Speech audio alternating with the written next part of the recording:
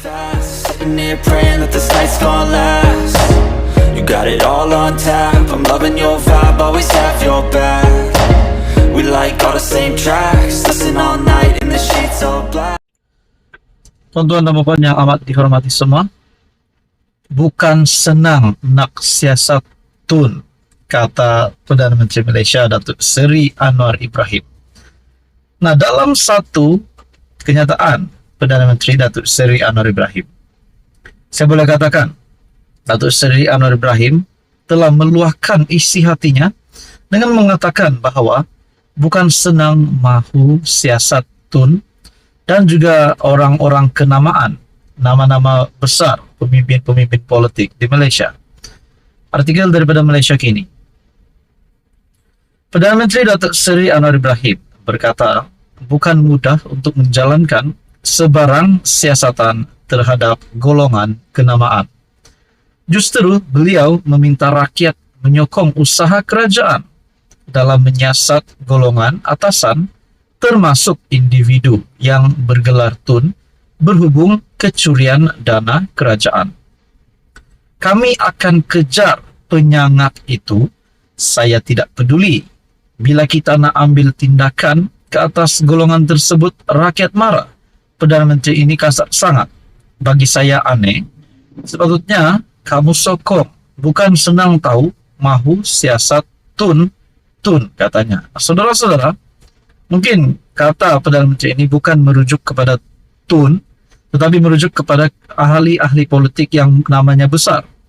Sudah pasti, Datuk Seri Anwar Ibrahim sudah detect siapa penyangak, siapa penyakau, pengkhianat, mencuri duit rakyat ini. Dan misi Datuk Seri Anwar Ibrahim adalah untuk memberikan mereka tindakan yang sepatutnya, mungkin sehingga menyumbat mereka ke penjara, supaya ini tidak menjadi ikutan pada kepimpinan masa akan datang. Siasat ketua kampung senang, siasat cikgu sekolah lagi senang. Saya mahu siasat orang kaya yang besar-besar curi duit, ingat senang ke, kata PM. Tak senang. Kita mahu jaga negara ini. Jangan bagi orang curi harta rakyat. Itu adalah kenyataan Perdana Menteri ketika berucap di Majlis Sambutan Pesta Ponggal Kebangsaan 2024.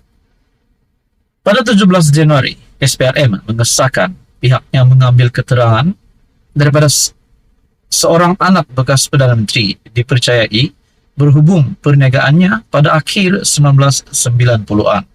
Sebelum itu juga, isteri Tun Daim Zainuddin, Toh Puan Naimah, Abdul Khalid dan dua anaknya hadir ke Ibu Pejabat SPRM, dipercayai bagi membantu siasatan berkaitan kes bekas Menteri Kewangan dan ahli perniagaan. Desember lepas, SPRM menyita bangunan Menara Ilham di Kuala Lumpur, dipercayai berkaitan kes penyelewengan dana negara berjumlah lebih RM2.3 bilion, membabitkan seorang tokoh korporat dan bekas Menteri Kanan. Dalam pada itu, Anwar mengingatkan pemimpin masyarakat India supaya tidak terbawa-bawa dengan sentimen melampau yang tidak akan menguntungkan negara. Beliau berkata, semua kaum ketika ini membuat tuntutan agar masalah diselesaikan segera dan kerajaan akan menggunakan konsep madani yang adil untuk semua pihak. Ini pasti satu kenyataan ataupun pengumuman Perdana Menteri yang menunjukkan bahawa beliau adalah Datuk Seri Anwar Ibrahim ataupun seorang Perdana Menteri yang amat layak untuk memegang jawatan itu. Untuk menyelesaikan masalah kaum India, kita bukan saja memberikan peruntukan 100 juta ringgit Malaysia melalui unit transformasi masyarakat India Malaysia. Sebaliknya, kita juga selesaikan melalui program lain seperti tanda sekolah, kemiskinan tegar, rumah penjawat awam dan RM30 juta melalui tabung ekonomi kumpulan usaha niaga nasional iaitu Tekun.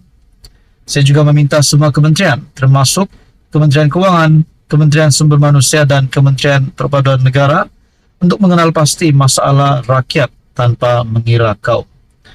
Anwar juga berkata, selepas kerajaan berjaya membasmi kemiskinan tegar di Kuala Lumpur dan Negeri Sembilan, beliau kini menunggu laporan lengkap dari Selangor dalam tempo 2 minggu berkenaan perkembangan sama. sudah tentunya Selangor kita dapat uruskan dengan baik, dengan hasil yang baik dan boleh serta mampu selesaikan. Saya yakin Selangor KL Negeri 9 beres masalah kemiskinan, katanya. Nah, satu lagi kemenangan untuk Datuk Seri Anwar Ibrahim. Sekali lagi beliau menunjukkan bahwa rakyat tidak salah untuk memilih Perdana Menteri. Nah, tuan-tuan, bagi saya ini kemenangan kepada kerajaan perpaduan, dan itulah kenyataan daripada Datuk Seri Anwar Ibrahim bahwa bukan senang untuk siasat tun dan nama-nama politik yang besar. Apa komen Anda? Sekian saja, teruskan bersama di dalam channel ini.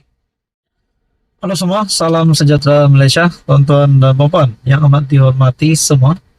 Satu keputusan terkini, isu Najib dibebaskan. Ini satu keputusan yang pasti dinantikan ramai, terutamanya penyokong Najib Razak.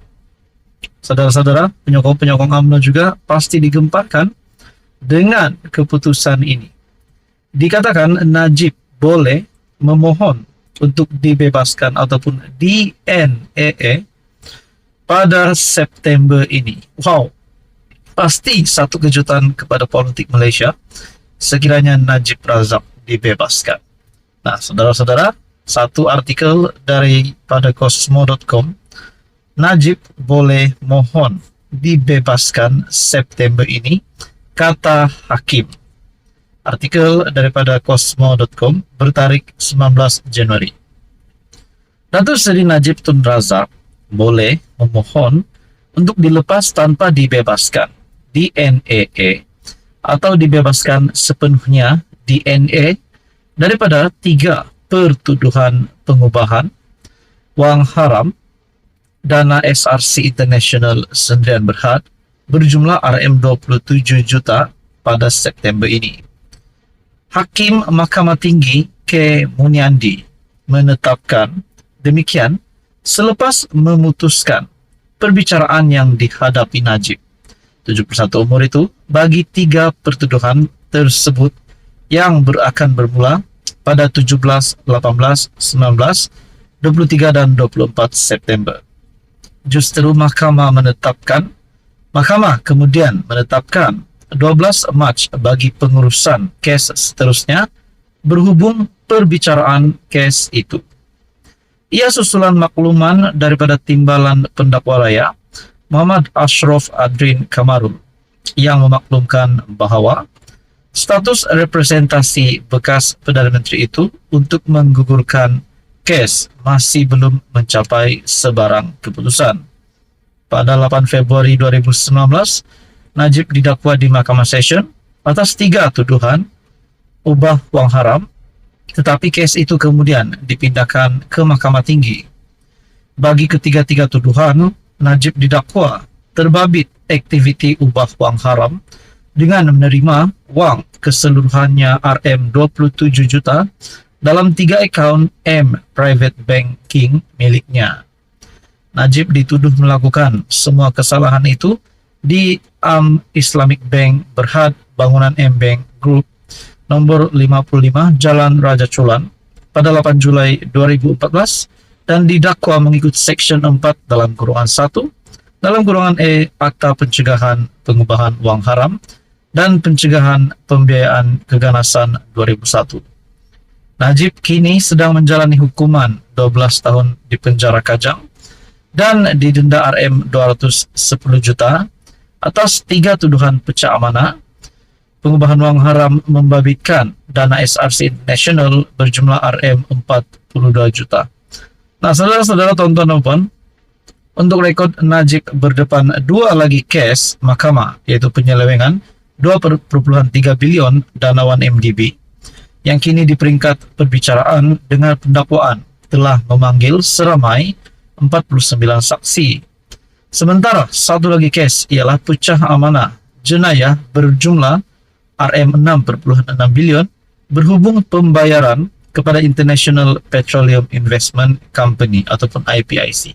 Nah, saudara-saudara, apa komen Anda berkaitan dengan isu ini? Kalau Najib dibebaskan, pasti satu kejutan baru untuk Tun Dr. Mahathir Mohamad. Nah, persoalannya adakah Najib, kalau benar beliau dibebaskan, beliau akan menyertai parti yang menyokong kerajaan ataupun beliau akan menyertai ataupun menyokong pembangkang? Nah, itu menjadi persoalannya. Apa komen Anda? Sekian saja. Teruskan bersama di dalam channel ini. Jangan lupa tekan butang like, share, dan juga subscribe.